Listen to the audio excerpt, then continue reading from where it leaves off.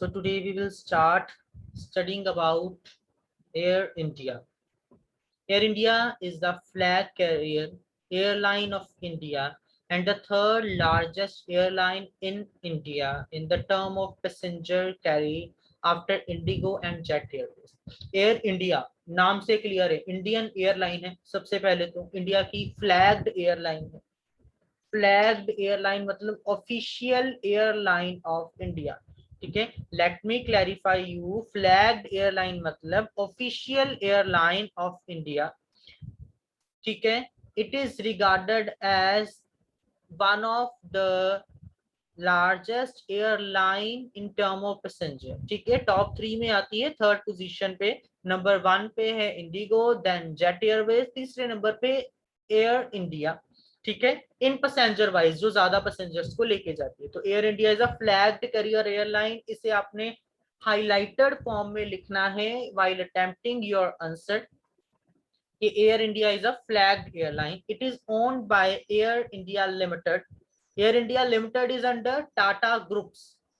Let me clarify you, when we studied about aviation industry in India, we clearly studied about that JRD Tata in 1932 along with Benson started Air Indian, ठीक है, Air Indian flight। तो Air Indian flights तब से start करी गई हैं, ठीक है, with the help of Benson by JRD Tata in 1932. So Indian airline is under Tata Groups. ठीक है, air India is Tata group airline. ठीक है जी, governed by air Indian company, Government of India enterprises and operates a fleet of Airbus and Boeing aircraft serving various domestic and international destinations. Airbus and Boeing में difference पता है? I think मैंने जब aviation करवाया था, aviation history, तब मैंने बताया था एयरबस, बोइंग एंड जेट का। लेकिन आपको दोबारा से क्लैरिफाई करने के लिए मैं बता दूं, एयरबस होते हैं बड़े एयरक्राफ्ट जिसमें पैसेंजर्स ज्यादा लेके जाए जा सकते हैं। सेकंड नंबर पे आते हैं बोइंग। बोइंग होते हैं द मॉडरेटर एयरक्राफ्ट जो ना ज्यादा बड़े होते हैं ना ज्यादा छोटे होते हैं, जिनमें जो पैसेंजर की कैपेसिटी है वो लिमिटेड होती है। उसके बाद हमारे पास आ जाते हैं जेट, जिनकी स्पीड ज्यादा होती है लेकिन ये साइज में छोटे एयरक्राफ्ट होते हैं। तो ये बेसिक 3 तरीके के एयरक्राफ्ट हैं। The one is Airbus, the most bigger one, the second one is Boeing, the moderator one, the third is jet. तो एयर इंडिया दो ही कैटेगरीज को जो है ऑपरेट कर रही है, वो है एयरबस एंड बोइंग। ये दो ही यहाँ पर चलते हैं एयर इंडिया के अंदर। ठीक है जी, और डोमेस्टिक और इंटरनेशनल दोनों फ्लाइट्स को देख रही है एयर इंडिया। ऐसा नहीं है कि सिर्फ डोमेस्टिकली, बट इंटरनेशनल फ्लाइट्स भी एयर इंडिया के थ्रू जाती हैं। इसका हेडक्वार्टर न्यू दिल्ली में है, याद रखिए, it's headquarter is in new Delhi. Air India has major domestic hubs at Indira Gandhi international airport new Delhi. New Delhi में इंदिरा गांधी इंटरनेशनल एयरपोर्ट है। Chhatrapati Shivaji airport is in Mumbai. ठीक है जी, Netaji Subhash Chandra Bose international airport Kolkata, Chennai international airport. ठीक है, ये 4 अभी प्लेसेस मैंने देखिए, जब डीजीसीए करवाया मैंने कहा था रीजनल सेंटर्स के लिए 4-5 प्लेसेस कॉमन है। ठीक है, जैसे कि अगर मैं बात करूं, न्यू दिल्ली था, मुंबई था, बेंगलुरु था, कोलकाता था, चेन्नई था, ये मैंने 5 प्लेसेस बताई थी। उनमें से एयर इंडिया के रीजनल सेंटर के लिए 4 प्लेसेस नॉमिनेटेड में आ गई। देखिए, न्यू दिल्ली आईजीआई एयरपोर्ट, ठीक है, देन मुंबई सीएसआई एयरपोर्ट, ठीक है, देन उसके बाद आ जाता है हमारे पास बेंगलुरु एनएससी एयरपोर्ट, ठीक है, देन उसके बाद है चेन्नई इंटरनेशनल एयरपोर्ट सीआईए। ये हमारे पास मेन इसके रीजनल सेंटर्स एयर इंडिया के आपको इन 4 जगहों पे मिल जाएंगे। Air India became the 27th number of Star alliance on 11th July 2014। Star alliance airlines में इंडियन एयरलाइंस को शामिल किया गया इन 2014। स्टार अलायंस एयरलाइंस मतलब टॉप एयरलाइंस जो मानी जाती है। ठीक है, पूरे वर्ल्ड में बहुत सारी एयरलाइंस चलती हैं, उनमें से स्टार कैटेगरी की एयरलाइंस अलग कर दी जाती है। ठीक है, मतलब जिन्हें जैसे होता है ना स्टार रेटिंग हमारी होटल्स में, अकोमोडेशन सेक्टर में 1 स्टार 2 स्टार 3 स्टार, वैसे ही स्टार अलायंस कैटेगरी में अगर कोई एयरलाइन आ गई मतलब उसके स्टैंडर्ड्स बहुत हाई है अराउंड द वर्ल्ड। ये सिर्फ इंडियन स्टैंडर्ड नहीं, पूरे वर्ल्ड के स्टैंडर्ड्स होते हैं। So that's why Indian airline जो है एयर इंडिया, उसको 11 जुलाई 2014 में स्टार अलायंस के अंडर काउंट किया गया। ठीक है जी, ऑन 27th मेंबर, इसे 27th मेंबर माना गया स्टार अलायंस का। ठीक है, फर्स्ट फ्लाइट इमेज देख सकते हो आप, पहली इंडियन एयर की जो एयर इंडिया की फ्लाइट थी, एयर इंडिया का पहला नाम आपको नजर आ रहा है स्क्रीन पे, Tata airlines. as Air India is under Tata Groups, so its first name, yeah, initial name was Tata Airlines, and you can see the image of first airline of Air India, yeah, Tata Airlines, which was a small jet plane. Old logo of Air India, you can see this was the old logo of Air India, but the new logo is somewhere changed. Okay, we will see the new logo also. So if I talk about Air India mascot, Air India's mascot is the Maharaja Emperor. What is mascot? It is signify logo, ठीक है, या फिर कुछ ऐसा signatory, कुछ ऐसा sign, कुछ ऐसा लोगो। ठीक है, जैसे अगर हम बात करें इनक्रेडिबल इंडिया या इंडियन टूरिज्म का अगर हम मास्कॉट की बात करें तो हाथ जोड़े हुए, ठीक है, अतिथि देवो भव लिखा है, जिसे हम basically we often count under in logos. ठीक है, तो जो इसका साइन है एयर इंडिया का वो है एक महाराजा एम्परर, ठीक है, जो कि सिर झुका के आपको वेलकम कर रहा है। It was created by Bobby Coca, the 10 commercial director of Air India. Air India का जो कॉमर्शियल डायरेक्टर है बॉबी कोका, उसने इसे डिजाइन किया था। ठीक है, ताकि ये दिखाने के लिए कि जो एयर इंडिया एयरलाइंस है वो हमेशा आपकी सेवा में हाजिर है और आपको एज अ किंग वो ट्रीट करती है। उसकी सर्विसेज ऐसी हैं कि आपको ऐसा लगेगा कि आप राजा हो और आप ही एक प्रायोरिटाइज्ड पर्सन हो इन द एयरलाइन। ठीक है जी, the next is we call, अभी उन्होंने क्या कहा था, कोका stated that we call him a Maharaja for want of a better description, but his blood isn't blue, he may look like royalty but he isn't royal. मतलब वो कह रहे हैं कि हमने ये शो करने के लिए बताया कि हमारी एयरलाइंस दिखेगी महाराजा की तरह, ठीक है, लेकिन एक्चुअली वो महाराजा नहीं, वो आपका सर्वेंट है। ठीक है, उनका लोगो ये इंडिकेट कर रहा है कि we are servant of our guest, our traveller. ठीक है जी, air India adopted the Maharaja as its mascot in 1946। 1946 से अब तक यही चल रहा है। It was used in promoting it, also initial design only for the airlines memo packs. The Maharaja was given a makeover in 2015 and brand is represented by younger version। ठीक है, पहले महाराजा थोड़ा ओल्डेस्ट वर्जन था, ठीक है, 2015 में इसे rebuild किया गया और एक यंगर वर्जन इसका क्रिएट किया गया। ठीक है जी, लेकिन अब भी लोगों में आपको महाराजा ही नजर आएगा। आफ्टर दैट थोड़ा सा और आगे बढ़े हिस्ट्री के बारे में, क्योंकि देखिए एयर इंडिया की इंट्रोडक्शन कर ली हमने, रीजनल सेंटर्स कर लिए, हेडक्वार्टर्स कर लिए। Now we should have to study about the history of Air India. अगर किसी की हिस्ट्री नहीं पता तो हम उसके बारे में अच्छे से इंफॉर्मेशन कलेक्ट नहीं कर सकते। So according to the history of Air India had its origin in Tata Sons founded by JRD Tata, an Indian aviator and business tycoon. As we have studied in initial of aviation industry, Indian aviation industry, हमने पढ़ा था कि Indian aviation industry की start JRD Tata ने की थी। उसका एक ग्रुप था, उसका एक बिजनेस था जिसका नाम था टाटा सन। तो एयर इंडिया जो फ्लाइट थी, जो एयर इंडिया एयरलाइन थी, वो जो ओरिजिनेट करी गई वो टाटा सन्स के अंडर ही करी गई। ठीक है जी। इन अप्रैल 1932 सेम हिस्ट्री है, दैट्स व्हाई मैंने आपको पहले एविएशन इंडस्ट्री की हिस्ट्री करवाई, इंडियन एविएशन इंडस्ट्री, ताकि आपको याद रह सके। एयर इंडिया अप्रैल 1932 में ही स्टार्ट करी गई थी। सेम हिस्ट्री है इंडियन एविएशन की और एयर इंडिया की, कोई चेंज नहीं है। ठीक है जी। तो a contract to carry mail for Imperial Airways and the aviation department of Tata Sons was formed with two single engine de Havilland Portsmouth, यही नाम था, पहले भी याद किया। 15 अक्टूबर 1932 को Tata flu a Portsmouth carrying air mail from Karachi to Bombay, currently Mumbai, and the aircraft continued to Madras, currently Chennai, piloted by Neville Vincent, a former Royal Air Force pilot and friend of Tata।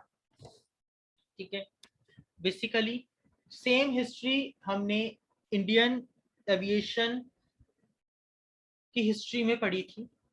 ठीक है जी, कि JRD Tata ने टाटा सन start करी 1932 में, बहुत से clashes के बाद, बहुत सी नेगोशिएशन के बाद अप्रैल 1932 को Vincent and Tata, JRD Tata में एक कॉन्ट्रैक्ट हुआ। उस कॉन्ट्रैक्ट के बेसिस पे अक्टूबर 1932 को पहली मेल्ड फ्लाइट टाटा के under, that was under Tata airlines, मतलब एयर इंडिया के अंडर, पहली फ्लाइट कराची से मुंबई चली। फिर वही फ्लाइट आगे कंटिन्यू करे गई चेन्नई तक। उस फ्लाइट को चलाने वाला जो पहला पर्सन था दैट वाज निवल विंसेंट, जिसने लिंक किया था जेआरडी टाटा के साथ ताकि वो इंडियन एयरलाइंस को स्टार्ट कर सके। ठीक है जी। Initial service includes weekly air mail service between Karachi, Madras via Ahmedabad and Mumbai. जो पहले सर्विस स्टार्ट करी गई थी वो सिर्फ मेल्स लेके जाने की थी, मेल एक जगह से दूसरे जगह। उसके बाद पैसेंजर एयरलाइन स्टार्ट हुई थी आफ्टरवर्ड्स, काफी टाइम बाद। ठीक है जी। अभी उसके बारे में थोड़ा पढ़ लेते हैं। In its first year of operation the airline flu 1,60,000 miles, that is 2,60,000 kilometers, carrying 155 passengers and 9.72 tons of mail and made a profit of 60,000 rupees starting में। ठीक है, स्टार्टिंग में पैसेंजर सिर्फ 155 थे। ठीक है जी, लेकिन मेल्स बहुत ज्यादा थी, इसे ले जाया गया था। ठीक है जी। और इसका जो रूट सेट किया गया था that was from Karachi to Madras via Ahmedabad and Mumbai. ठीक है जी। तो ये इस तरीके से ये उड़ान पहली जो थी एयर इंडिया की वो चलाई गई। इन 1938 इट वाज री christened as Tata Air Service and later as Tata Airlines. Delhi and Colombo were added to the destination in 1938। 1938 से पहले ये सिर्फ 4 डेस्टिनेशंस को कवर कर रही थी, मैंने पहले भी बताया, कराची, अहमदाबाद, मुंबई, मद्रास। आफ्टर 1938 2 डेस्टिनेशन और ऐड कर दी उन्होंने, दिल्ली एंड कोलंबो। कराची से दिल्ली, दिल्ली से अहमदाबाद, अहमदाबाद से मुंबई, मुंबई से मद्रास, फिर कोलंबो। ठीक है, इस तरीके से और ऐड कर दी गई। ठीक है जी। और इसका नाम जो था पहले टाटा एयर सर्विसेज, फिर उसके बाद बदल के टाटा एयरलाइंस, और अब इसका नाम है एयर इंडिया। ये इसकी बेसिक हिस्ट्री। ठीक है जी। इसकी हिस्ट्री और इंडियन एविएशन की हिस्ट्री सेम है, तो अगर आप याद कर लोगे वो वाली हिस्ट्री तो आपको इजी रहेगा सेम याद करना। अभी देखिए, after world war 2 regular commercial services was resorted in India and Tata Airline become a public limited company on 29th July 1946 under the name Air India. After Indian independence in 1947, 49% of the airline was acquired by the government of India. In 1948, on 8 June 1948, a Lockheed Constellation L749A named Malabar Princess, registered VTCQP, took off from Mumbai bound for London Heathrow, marking the airline's first international flight। Simple सी बात बता दो, second world war के बाद Tata airlines जब independence हुई ठीक है जी, मतलब सेकेंड वर्ल्ड वॉर के नाम बाद इसका नाम टाटा एयरलाइंस रखा गया, कंपनी का नाम। ठीक है, 1947 में जब इंडिपेंडेंस मिली तो इसका 49% शेयर गवर्नमेंट ने ले लिया कि 49% शेयर पे हिस्सा गवर्नमेंट का होगा, बाकी का बचा हुआ 51% शेयर कौन देखेगा, टाटा ग्रुप। ठीक है, तो एक तो ये चेंज आया। ठीक है, उसके अलावा पहली फ्लाइट जो इंटरनेशनल फ्लाइट थी बॉम्बे से लंदन चली, इंडिया हिस्ट्री की पहली इंटरनेशनल फ्लाइट, वो चली थी इन 1948 on 8 of June. Markable point से 1932 में इंडिया की अपनी एयरलाइन चली, 1948 में इंटरनेशनल फ्लाइट चली, और in 1953 the government of India passed the Air Corporation Act and purchased a majority stake in the career. The company was renamed as Air India. 1953 में company का नाम बदल के एयर इंडिया रख दिया गया। यहां पर हिस्ट्री हमने खत्म कर दी। हिस्ट्री हमने स्टार्ट की 1932 से, जब इंडियन एविएशन इंडस्ट्री स्टार्ट हुई और एयर इंडिया का ओरिजिनेशन हुआ as Tata Air Services. History हमने एंड कर दी इसकी इन 1953 जब इसका नाम बदल के एयर इंडिया रख दिया गया। ठीक है जी, इतना करने के बाद हम सीधा इसके एवोल्यूशन पे जाएंगे। ठीक है, एवोल्यूशन की अगर बात करें तो हमारे पास recent modern air Indian industry, ठीक है, एयर इंडिया की मॉडर्नाइजेशन पे जाएं। इन 2013 Civil Aviation Minister Ajit Singh stated privatization was the key to the airline's survival.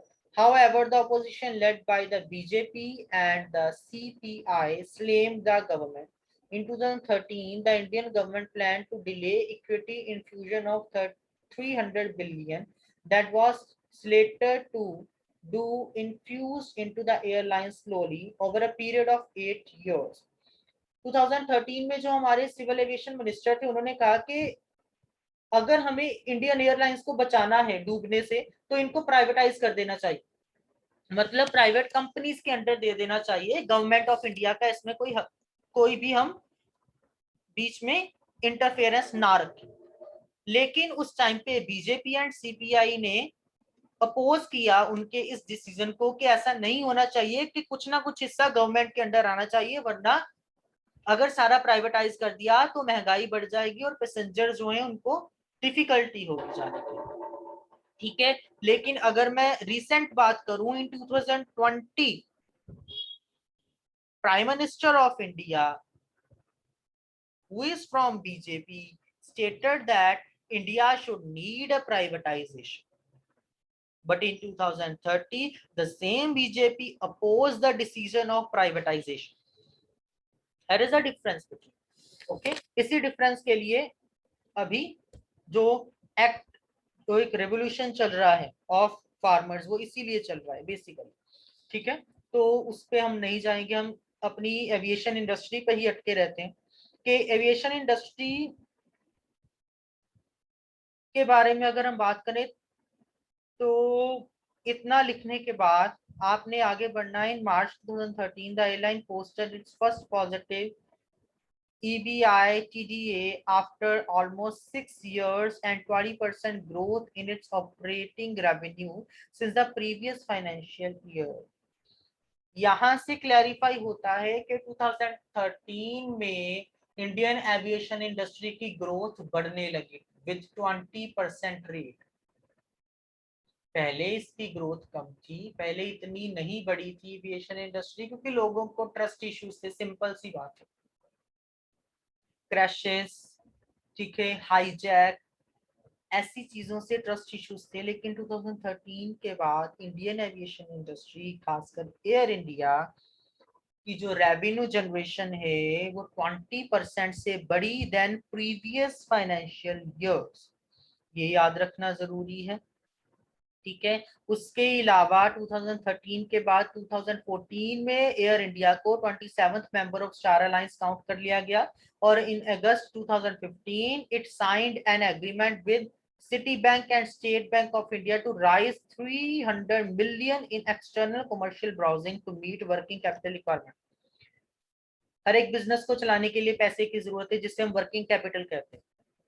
वो वर्किंग कैपिटल इंक्रीज करने के लिए एयर इंडिया ने 2015 में एक एग्रीमेंट साइन किया city bank and State bank के साथ, ताकि वो उनसे 300 मिलियन जो वर्किंग कैपिटल है वो ले सके और अपनी जो इंडस्ट्री है उसे और बढ़िया से चला सके। हिस्ट्री 1953 पे इसका नाम चेंज हुआ। उसके बाद आफ्टर सर्वाइवल इसने ग्रोथ स्टार्ट की in 2013 with 20% of growth, and 2014 में इसका नाम 27 member as a 27 member of Star Alliance count कर लिया गया। 2015 में एयर इंडिया ने एग्रीमेंट साइन किया with Citibank and State Bank. Okay, तो ये बेसिक चीजें हैं जो इसकी ग्रोथ एंड एवोल्यूशन में आपने लिखना है। हेडक्वार्टर्स, सब्सिडरीज, इनके बारे में आपको मैं पहले हम पढ़ चुके हैं हेडक्वार्टर्स। तो बेसिकली ये क्वेश्चन जब आपने अटेम्प्ट करना है तो कैसे अटेम्प्ट करना है मैं बेसिक आपको बता दूं। Starting from the introduction of Air India, followed by history of Air India, then headquarters of Air India, regional centers of Air India, then growth of Air India, that is from 2013 till 2015. After mentioning that all, just conclude the question by mentioning its key factors. Conclude कर दो, conclusion के अंदर ही key factors लिख दो कि airline 1932 में start करी गई, ठीक है, और फिर 1953 में इसका नाम बदल के एयर इंडिया रखा गया, 2014 में इसको स्टार अलायंस में काउंट किया गया। उसी पे एंड कर देंगे हम अपने क्वेश्चन को, ठीक है। तो हमारा क्वेश्चन इतना ही रहेगा, इससे ज्यादा हम इस क्वेश्चन को और एक्सप्लेन नहीं करेंगे।